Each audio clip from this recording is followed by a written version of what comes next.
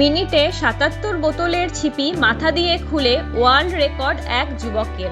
অনেক সময় কিছু মানুষের অবাক কর্মকাণ্ড দেখে নিজের চোখকে বিশ্বাস করা কঠিন হয়ে পড়ে।